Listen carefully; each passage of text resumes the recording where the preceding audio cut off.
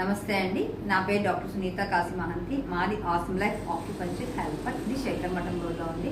మనం చాలా వీడియోస్ ముందు చేసాము. ఇప్పుడు కొన్ని రోజులు గ్యాప్ వచ్చి మళ్ళీ మీ అందరి కోసం మళ్ళీ నేను వీడియో స్టార్ట్ చేస్తున్నాను. అయితే ఇప్పుడు కామన్గా అందరూ ఒక ప్రాబ్లం ఫేస్ చేస్తున్న ప్రాబ్లం, చిన్నపిల్లలు కూడా వస్తుంది ఈ ప్రాబ్లం. దానికోసం నేను స్టార్ట్ చేద్దాం అనుకున్నాను. మళ్ళీ ఏంటంటే స్వీట్గా చక్కెర వ్యాధి అంటే షుగర్.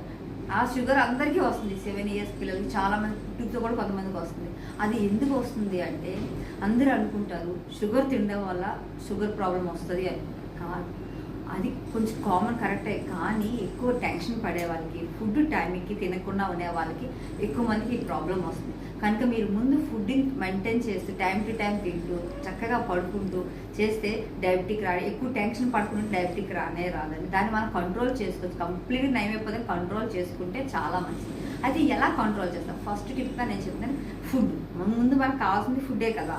ఫుడ్ ఏంటి అంటే మీరు మార్నింగ్ 7 నుంచి 9 ఈ 2 hours బ్రేక్ఫాస్ట్ చేయడానికి ట్రై చేయాలి. అదే ఇంకా బ్రేక్ఫాస్ట్ అంటే ఏదో ఒక ఇడ్లీ తినాలని, మంచి బ్రేక్ఫాస్ట్, స్ప్రౌట్స్ అని, లేకపోతే ఫ్రూట్స్ అని, లేకపోతే ఇంకేమైనా మంచి ఫుడ్ తినడానికి ట్రై చేస్తే, ఎందుకంటే అది స్టమక్ టైం.